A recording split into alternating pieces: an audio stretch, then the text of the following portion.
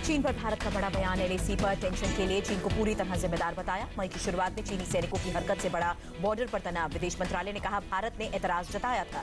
गलवान घाटी में झड़प के बाद दोनों तरफ बड़ा सेना का जमावड़ा। एलएसी पर चीन समझौतों का पालन नहीं कर रहा। भारत के कड़े तेवर के बाद ड्रैगन का नया पैतरा। चीनी राजदूत ने कहा उनका देश भारत के साथ शांति के लिए तैयार। चीनी राजदूत सुन ने कहा बॉर्डर पर हालात सामान्य, दोनों देशों के बीच संदेह खत्म होना चाहिए। गलवान से चीन की सेना थोड़ी पीछे हटी। एलएसी की दूसरी तरफ जाती दिखी चीनी सैनिकों की गाड़ियां, लेकिन अभी भी कुछ टेंट मौजूद। सैटेलाइट तस्वीरों से खुलासा। गलवान घाटी में दिखा चीन का नया patrolling route. Rajiv Gandhi foundation को चीन की एम्बेसी से डोनेशन का खुलासा। सोनिया गांधी है फाउंडेशन की अध्यक्ष। बीजेपी ने कांग्रेस से जवाब मांगा। रविशंकर प्रसाद ने पूछा कांग्रेस बताए चीन के साथ इतना प्रेम क्यों बढ़ा। बीजेपी अध्यक्ष जेपी नड्डा ने बोला कांग्रेस परिवार। पूछा 2017 में डोकलाम विवाद के समय चीनी राजदूत से चुपके चुपके क्यों मिले थे राहुल। कांग्रेस नेता रणदीप सुरजेवाला का सरकार पर वार। कहा चीन सीमा कब्जा रहा है और सरकार विपक्ष पर हमले में जुटी है। देश में 24 घंटे में 16,922 कोरोना के नए केसेस। कुल मरीजों की संख्या 4,73,105। देश भर में एक दिन में कोरोना से 418 की मौत। अब तक 14,894 लोगों ने जान गंवाई। देश में कोरोना से अब तक करीब 2,72,000 मरीज ठीक हुए। 24 घंटे में 13,000 के करीब रहा आंकड़ा। एक दिन में रिकॉर्ड 2 लाख से ज्यादा कोरोना मरीजों की जांच। आईसीएमआर ने डेटा जारी किया। भारत में प्रति लाख आबादी पर सबसे कम मामले। दुनिया भर में 120 केस, भारत में सिर्फ 33 मामले। कोरोना से सबसे ज्यादा प्रभावित 5 राज्यों को भेजी गई जेनरिक दवा कोविफो। 100 मिलीग्राम का इंजेक्शन 5,400 रुपए में मिलेगा। कल से महाराष्ट्र, गुजरात और तेलंगाना का दौरा करेगी केंद्रीय टीम। कोरोना मैनेजमेंट की जानकारी लेगी। आईटीबीपी के 8 और जवान कोरोना पॉजिटिव। अभी तक कुल 70 एक्टिव केसेस। 221 लोग रिकवर हुए। दिल्ली में कोरोना का एक और रिकॉर्ड। पिछले 24 घंटे में 3,788 नए मामले। दिल्ली में कोरोना से एक दिन में 64 लोगों की मौत हुई। अभी तक 2,365 लोग शिकार बने। दिल्ली में सभी कोरोना मरीजों को कोविड सेंटर जाना जरूरी नहीं। तबियत ज्यादा खराब होने या घर में जगह ना होने पर ही जाएं। दिल्ली के एलएनजेपी हॉस्पिटल में भर्ती मरीजों को मिलेगी वीडियो कॉल की सुविधा। सीएम अरविंद केजरीवाल ने लॉन्च की। सीएम केजरीवाल ने कहा एलएनजेपी को बनाया गया था पहला कोविड हॉस्पिटल। प्लाज्मा थेरेपी भी पहले यहीं से शुरू हुई। कोरोना मरीजों को बेड प्रॉब्लम पर दिल्ली हाईकोर्ट सख्त। बेड की जानकारी न देने वाले हॉस्पिटल्स पर कार्रवाई करे। हाईकोर्ट ने सरकार और अस्पतालों के बीच कम्युनिकेशन गैप कम करने का निर्देश दिया। कहा डेडिकेटेड अधिकारी नियुक्त करे सरकार। महाराष्ट्र में कोरोना से 24 घंटे में 3,890 लोग संक्रमित। 208 की जान गई। महाराष्ट्र में कोरोना से अब तक 1,42,000 से ज्यादा लोग संक्रमित हुए। 6,700 से ज्यादा लोगों की मौत। मुंबई में कोरोना के 1,144 नए मरीज। अभी तक कोरोना से 69,625 लोग संक्रमित। महाराष्ट्र पुलिस में लगातार बढ़ रहे हैं कोरोना के मामले। 24 घंटे के अंदर कोरोना के 38 नए केसेस। मुंबई में कोरोना से डब्बावाला के बीच भी दहशत। वायरस ने पहला शिकार बनाया। महाराष्ट्र में एक हफ्ते में जिम और सैलून शर्तों के साथ खुलेंगे। धार्मिक आयोजनों पर अभी कोई फैसला नहीं। मुंबई के हाई राइज बिल्डिंग वाले पॉश इलाकों में भी कोरोना फैला। मालाबार हिल, वालकेश्वर में कई इमारतें सील की गई। महाराष्ट्र में बीजेपी विधायक गोपीनाथ पडालकर का विवादित बयान। एनसीपी प्रमुख शरद पवार को कोरोना जैसा बताया। पुणे में सड़क पर उतरे एनसीपी कार्यकर्ता। बीजेपी विधायक के पोस्टर पर नाराजगी जताई। पुणे में बीजेपी एमएलसी गोपीचंद पडलकर के खिलाफ मुकदमा दर्ज। शरद पवार की तुलना कोरोना वायरस से की थी। नागपुर में 24 घंटे में 13 लोग कोरोना की चपेट में। मरीजों की संख्या 1,381 हुई। यूपी में 24 घंटे में कोरोना के 654 नए केसेस आए। 15 लोगों की मौत हुई। राज्य में 6,463 एक्टिव केसेस। लखनऊ के केजीएमयू में कोरोना के 73 पॉजिटिव केस। कुल 2,535 लोगों की जांच हुई।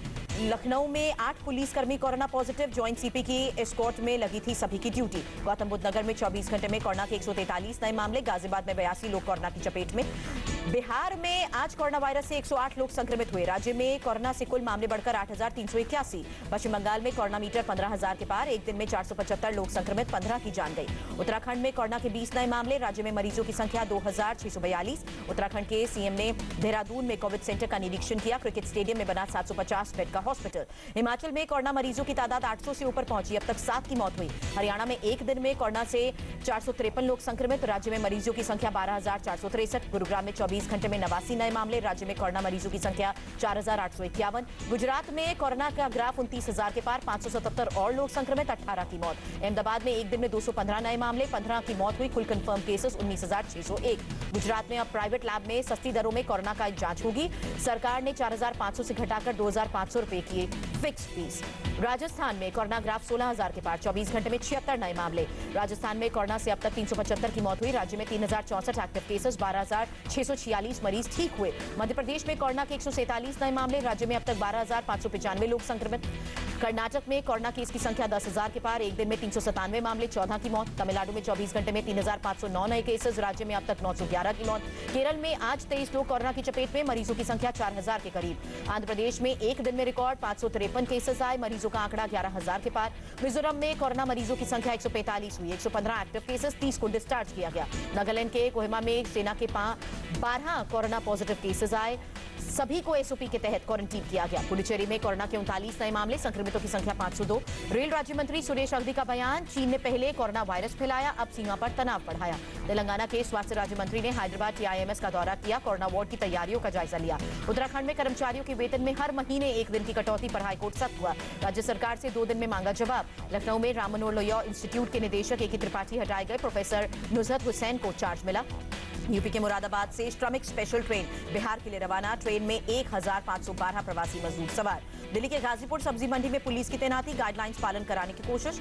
इंदौर एयरपोर्ट पर स्पेशल मशीन लगी, अगर सोशल डिस्टेंसिंग का पालन नहीं किया तो अलार्म बजेगा। मथुरा जेल में कैदी तैयार कर रहे हैं फेस शील्ड, कोरोना संक्रमण रोकने की कोशिश। सीबीएसई की 10वीं और 12वीं की परीक्षा रद्द की गई, 1 से 15 जुलाई में होने थे एग्जाम। पिछली परीक्षा के आधार पर 12वीं के छात्रों का मूल्यांकन होगा, छात्रों के पास परीक्षा देने का भी विकल्प रहेगा। आईसीएसई की 10वीं और 12वीं की परीक्षा भी रद्द, वैकल्पिक परीक्षा करवाने के लिए आईसीएसई भी तैयार नहीं। ईरान में फंसे भारतीय लौटेंगे देश, बंदर अब्बास बंदरगाह से यात्रियों को लेकर आईएनएस जलाश्व रवाना। वंदे भारत मिशन का चौथा चरण 3 जुलाई से शुरू होगा, भारतीयों की बड़ी संख्या वाले देशों से वापसी पर फोकस रहेगा। अब रेलवे प्लेटफॉर्म पर भी मिलेंगे मास्क, सैनिटाइजेशन और दस्ताने, बेडरोल किट्स भी उपलब्ध कराई जाएंगी। कोरोना को लेकर डब्ल्यूएचओ की चेतावनी, अगले हफ्ते तक दुनिया में 1 करोड़ लोग संक्रमित होंगे। दुनिया भर में नहीं थम रही कोरोना की रफ्तार, मरीजों की संख्या 95 लाख के पार।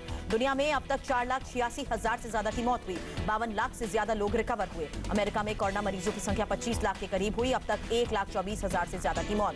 देशद्रोह के आरोपी शर्जील इमाम की याचिका पर दिल्ली हाईकोर्ट ने फैसला सुरक्षित रखा, पुलिस को और वक्त देने के फैसले को चुनौती दी। पुणे में कस्टम विभाग ने 2 तस्करों को गिरफ्तार किया, गांजा चरस के साथ 2 बाइक भी जब्त की गई।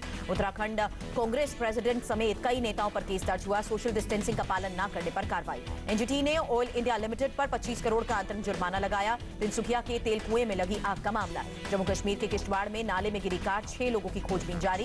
पाकिस्तान को फिर बड़ा झटका, आतंक पर लगाम कसने में नाकाम रहने पर एफएटीएफ की ग्रे लिस्ट में बना रहेगा। पाकिस्तान ने कुपवाड़ा के माछिल सेक्टर में सीज फायर का किया उल्लंघन, मोर्टार दागे, भारत ने जवाबी फायरिंग की। जम्मू कश्मीर के सोपोर में सुरक्षा बलों के साथ मुठभेड़ में मारे गए 2 आतंकी, सर्च ऑपरेशन जारी। अवंतीपुरा में आतंकियों के साथ मुठभेड़, रिहायशी इलाके में मिली थी छिपे होने की खबर। जम्मू कश्मीर की शोपिया में सुरक्षा बलों ने आतंकियों के 3 बड़े ठिकानों को तबाह किया, सीक्रेट अड्डे से कई सामान बरामद। दिल्ली में बदला मौसम का मिजाज, कई इलाकों में बारिश। बिहार में आकाशीय बिजली गिरने से 83 की मौत। सीएम नीतीश कुमार ने 4-4 लाख रुपए की सहायता की घोषणा की। असम के तिनसुकिया में लगातार हो रही बारिश से बाढ़ जैसे हालात, जनजीवन प्रभावित।